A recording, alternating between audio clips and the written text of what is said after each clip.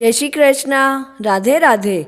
मार्गशीर्ष अर्थात अघन मास के कृष्ण पक्ष की अष्टमी को भैरव अष्टमी कहा जाता है। इस बार भैरव अष्टमी बुधवार 16 तारीख को है। काल भैरव को भगवान शिव का दूसरा रूप कहा जाता है। शिव पुराण के अनुसार मार्गशीर्ष मास के कृष्ण पक्ष की अष्टमी के दिन शिवजी के अंश से काल भैरव का जन्म हुआ था। मार्गशीर्ष माह की अष्टमी के दिन मध्याह्न के समय भगवान शिव के अंश से भैरव स्वरूप की उत्पत्ति हुई थी। काल भैरव से काल को भी डर लगता है। पौराणिक मान्यताओं के अनुसार भैरव अष्टमी के दिन पूजा पाठ व व्रत उपवास का विशेष महत्व होता है, जिससे कि काल भैरव की कृपा सभी पर बनी रहती है। धर्म ग्रंथों के अनुसार एक पौराणिक कथा है। एक बार ब्रह्मा जी व विष्णु जी में जोरदार बहस छिड़ गई कि कौन श्रेष्ठ है।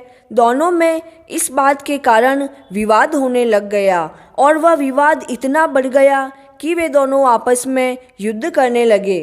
तभी देवताओं ने एक युक्ति सोची। देवताओं ने वेद से पूछा तो वेदों ने कहा, जिनके अंदर भूत भविष्य और वर्तमान है वही श्रेष्ठ है, जिसका सीधा अर्थ है कि भगवान शिव ही सर्वश्रेष्ठ है।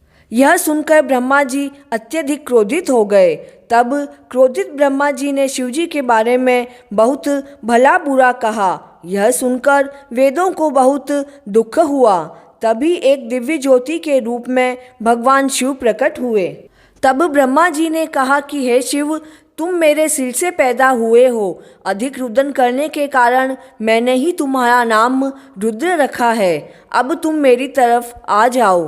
ब्रह्मा जी के इस व्यवहार पर शिवजी को भयानक क्रोध आया। तभी शिवजी ने भैरव को उत्पन्न करके कहा कि तुम ब्रह्मा पर शासन करो।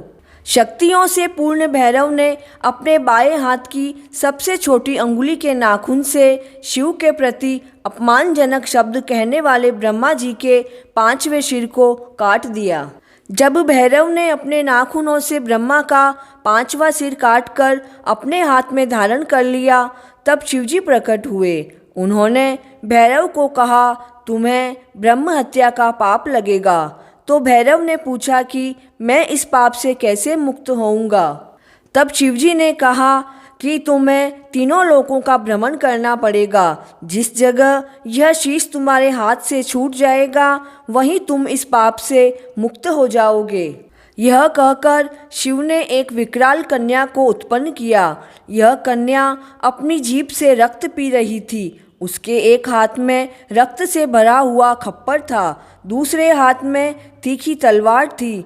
वह कन्या ब्रह्म हत्या ही थी, जिसे शिव ने भैरव के पीछे छोड़ दिया, जो उन्हें कहीं भी रुकने नहीं दे रही थी।